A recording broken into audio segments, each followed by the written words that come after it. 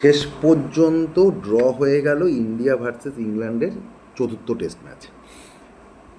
Draw হয়ে গেল আজকে সারাদিন পর, খেলা হওয়ার পর একটু আগে ড্র হলো, এবং এই ড্রয়ের ফলে কী হলো যে এই সিরিজে ইন্ডিয়া কিন্তু এখন অ্যালাইভ থাকলো 5 ম্যাচের সিরিজ, ইংল্যান্ড এখনও 2-1 এগিয়ে, ফিফথ টেস্ট বাকি। সুতরাং ইন্ডিয়ার পক্ষে একটা সুযোগ থাকবে সিরিজটাকে ড্র করা। তো আর শেষ দিন ছিল, শেষ দিনে ইকুয়েশনটা খুব সহজ ছিল। ইকুয়েশনটা ছিল ইন্ডিয়াকে টেস্ট ম্যাচটা বাঁচাতে হবে সারাদিন ব্যাট করে, এবং ইংল্যান্ডের দরকার ছিল 8টা উইকেট। এন্ড অফ দ্য ডেতে গিয়ে যেটা দেখা গেল যে সারাদিনে ইন্ডিয়া 251 রান যোগ করলো, এবং ইংল্যান্ড মাত্র 2টো উইকেট ইন্ডিয়ার ফেলতে পারলো। মানে ইন্ডিয়া 4 উইকেটে 425 রান করলো। কাল ছিল 2 উইকেটে 174, সেখান থেকে আজকে 4 উইকেটে ইন্ডিয়া করলো 425 রান। 3টে সেঞ্চুরি ইন্ডিয়ান ইনিংসে হলো, 3টেই আজে হলো। শুভমন গিল 103 করলো, টেস্টে তার 9th সেঞ্চুরি, এবং এই সিরিজে 700-র ওপর রান তো অলরেডি হয়ে গেল। হায়েস্ট 772 রয়েছে সুনীল গাভাস্কার, তো সেটাও টপকে যেতে পারে। 71 সালে ওয়েস্ট ইন্ডিজের বিরুদ্ধে করেছিল। ওয়াশিংটন সুন্দর তার টেস্ট ক্যারিয়ারে প্রথম 100 রান করলো, 101 নট আউট, এবং Rabindra Jadeja 107 not out. Washington সুন্দর এবং রবীন্দ্র জাদেজা মিলে 203 রান যোগ করলো অবিচ্ছেদ্য থেকে, এবং টেস্ট ম্যাচটাকে ড্র করে দিল। তো ফিফথ ডের উইকেট অনেক ক্রিটিসাইজ হয়েছিল ভারতীয় বোলিং নিয়ে। আমার মনে হয় যে ইংল্যান্ডের মিডিয়াও ভারতীয় বোলিং নিয়ে প্রচুর ক্রিটিসাইজ করেছিল। নাও টাইম হ্যাজ কাম, এখন সময় হয়েছে যে ভারতীয়রাও ইংল্যান্ডের বোলিং নিয়ে ক্রিটিসাইজ করুক, যে ফিফথ ডের উইকেট সারাদিন তুমি মাত্র ভারতের 2টো উইকেট ফেলতে পেরেছ। যে ওয়াশিংটন সুন্দর ইউজুয়ালি 8 নম্বরে নামে, সেও টেস্টে তার সেঞ্চুরি করে দিল। জাদেজা 4টে back to back half century করার পর আরেকটা সেঞ্চুরি করে দিল। সুতরাং ক্রিটিসাইজ ইংল্যান্ডের বোলিং নিয়েও হবে, এবং আমি প্রথম থেকে বলে এসেছি যে ইংল্যান্ডের বোলিং যদি কম্পেয়ার করে উইথ ইন্ডিয়ার, অনেক উইক। ইংল্যান্ডের বোলিং ইন্ডিয়ার থেকে উইক। মানে ইন্ডিয়া একটা গোল্ডেন অপরচুনিটি মিস করলো যে তারা এই সিরিজটা জিততে পারলো না। অ্যাটলিস্ট তারা এখন ড্র করতে পারে, কিন্তু জিততে পারলো না, এত উইক বোলিং ইংল্যান্ডের। ফিফথের উইকেট মানে একদম ইজি উইকেট ছিল। মানে ওয়াশিংটন সুন্দর, রবীন্দ্র জাদেজা, তাদের একবারও দেখে মনে হয়নি আউট হতে পারে। ইভেন খেলাটা যদি কালকে হয়, কালকে এরা ব্যাট করে দিতে পারে। মানে এত একটা ফ্ল্যাট ট্র্যাক।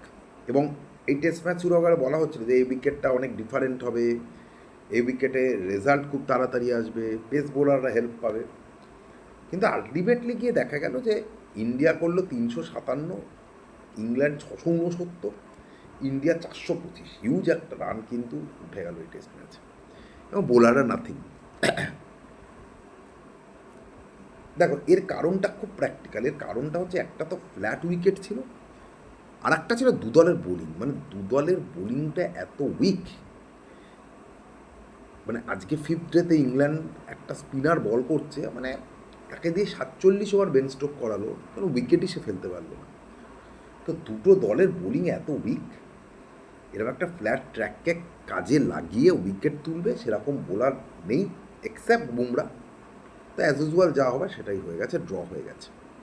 মানে সারাদিন, মানে আজকে শুরুতে একবার লোকেশ রাহুল আউট হলো, তারপর যখন গিল আউট হলো, আফটার লাঞ্চ মনে হয়েছিল যে চলো এবার ইংল্যান্ড কিছু করতে পারে। বাট ওয়াশিংটন সুন্দর, জাদেজা মিলে 203 রান যোগ করে দিয়েছে, এবং তারপরে ইংল্যান্ডের কিছু করার ছিল না। ইনফ্যাক্ট ইন্ডিয়া 112 রানের লিডও নিয়ে নিয়েছিল ইংল্যান্ডের থেকে। তো উইকেট নাথিং, উইকেটে কিছু ছিল না। আমি সেটাই বলছি যে তার সাথে ইংল্যান্ডের উইক বোলিং। মানে আজকে ইন্ডিয়ার বোলিং নিয়ে আমরা ক্রিটিসাইজ করছি, ইন্ডিয়া এত রান দিয়েছে, ইংল্যান্ডের বোলিং, ইংল্যান্ডের বোলিংও তো কিছু নেই। এবং ইন্ডিয়া আফসোস করবে যে এতটা সুযোগ পেয়ে, এত উইক বোলিং পেয়ে ইংল্যান্ডকে তারা টেস্ট সিরিজটা হারাতে পারছে না। তো যাক, এটা একটা ক্রেডিট গোস টু ওয়াশিংটন সুন্দর, যাকে খেলানোই হচ্ছিল তার ব্যাটিংয়ের স্কিলের জন্য। কুলদীপ যাদবকে বসিয়ে ওয়াশিংটন সুন্দরকে এই জন্যই খেলানো হচ্ছিল তার ব্যাটিংয়ের স্কিলের জন্য। এবং আজ গিয়ে এটা প্রুভড হয়েছে যে ওয়াশিংটন সুন্দরকে যে ব্যাটিংয়ের কারণে খেলানো হচ্ছিল এটা প্রুভ করা হয়েছে, ওয়াশিংটন সুন্দর সেঞ্চুরি করে দিয়েছে। এবং কুলদীপ যাদব আমার মনে হয় যে তার ওয়েট বাড়লো, যদি না পরের টেস্টে আমরা একটা পেসারকে কমিয়ে কুলদীপকে খেলাই, তো 3 পেসার স্পিনারে তো আমরা যাবো না, জাদেজা ওয়াশিংটনই খেলবে, কেন এরপরে তুমি আর ওয়াশিংটনকে বসাতে পারবে না, জাদেজা তো না, ফলে পুরো 5টা টেস্টে কুলদীপ যাদব বসে থাকবে। তো যাক, ইন্ডিয়া ড্র করেছে। Credit goes to Indian batsman, যে 312 রানে পিছিয়ে পড়েও তারা এই টেস্ট ম্যাচটাকে বাঁচাতে পেরেছে,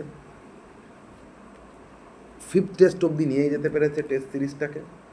তো এটা কৃতিত্ব, মানে যত উইক বোলিং হোক সেখানে দাঁড়িয়ে যেভাবে ব্যাটিং করেছে ওয়াশিংটন সুন্দর বা জাদেজা, কিছু চান্স ক্রিয়েট হয়েছিল, ডসন একটা ওয়াশিংটন সুন্দরে ক্যাচ ফেলেছে, রুট একটা ফেলেছে, বাট এন্ড অফ দ্য ডেতে গিয়ে এই দুজন যেভাবে ব্যাটিং করেছে, যেভাবে পার্টনারশিপ বিল্ড করেছে 200 রানের ওপর, তো সারা দিনে মানে একদম ডোমিনেট করে গেছে ইন্ডিয়ান ব্যাটসম্যানরা, এবং এন্ড অফ দ্য ডে থেকে টেস্ট ম্যাচটা ড্র হয়ে গেছে। Credit goes to Indian batsman. Bowling দিনে প্রশ্নচিহ্ন থাকবে, এবং ইংল্যান্ডের উইকেট নিয়েও প্রশ্নচিহ্ন কিন্তু একটা উঠবে, যে অনেকে বলছে যে এই ধরনের উইকেট যেখানে 5th ডেতে কিছুই নেই, কিছু নেই না, বোলিং এতই উইক যে তারা সে উইকেটটা কাজে লাগাতে পারছে না। বাট যাক, এই টেস্ট ম্যাচ ড্র হয়ে গেল, এখন wait 5th test match. Definitely ইন্ডিয়ার একটা কনফিডেন্ট পাবে, বুস্ট আপ হবে যেভাবে তারা টেস্ট ম্যাচটাকে ড্র করেছে। স্পোর্টস ক্রেজি আজকে এই হচ্ছে। নমস্কার।